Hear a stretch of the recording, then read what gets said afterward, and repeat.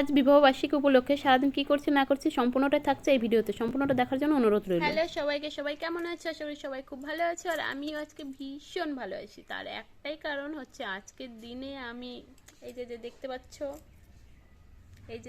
পাচ্ছ, আজকের দিনে এই সূত্রে আমি বাধা পড়েছিলাম।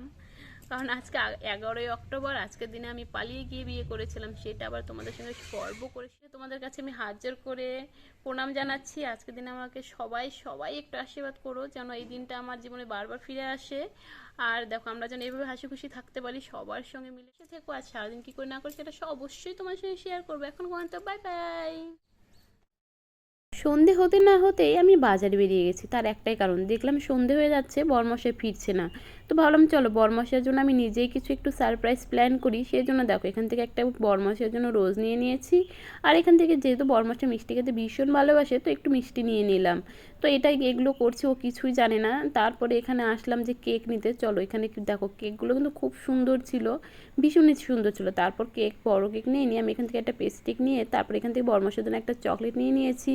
আর দেখো এখান থেকে সব বাজার কমপ্লিট করে এবার আমি বাড়ি ফিরছি। আর বাড়ি ফেরার পথে এইকে দেখো, আমাকে দেখে পুরো পুরো তো একদম ঘেউ ঘেউ করছে, আর এর মালিক টেনেও রাখতে পারছে না।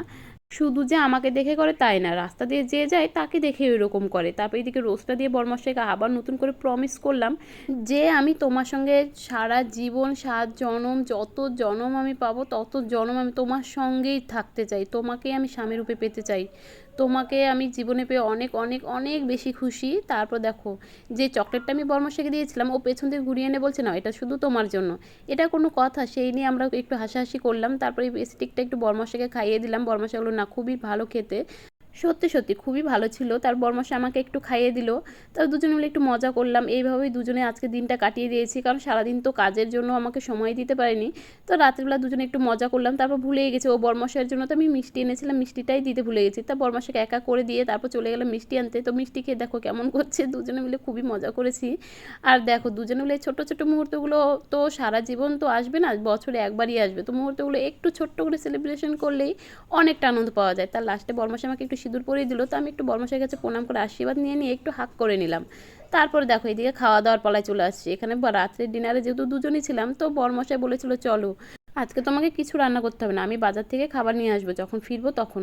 তো আমাকে বলেছিল যে কিছু একটা নিয়ে আসবো, কিন্তু ও যে পোলাও আর চিকেন কষা এনেছে আমি কিন্তু সত্যিই জানতাম না এটা চিকেন কষা না, সরি, মানে চিকেনের গ্রেভি দিয়ে। তো খেতে অপূর্ব ছিল। আর দেখো বরমশাই প্রথমে আমাকে খাইয়ে দিতে চাইলো, আমি বললাম না আগে তুমি খাও তারপর আমাকে খাইয়ে দাও। তারপর বরমশাই তো খেয়ে বলছে নাকি দুর্দান্ত হয়েছে, তারপর আমাকে খাইয়ে দিল। তারপর দেখলাম না সত্যি ভালো হয়েছে।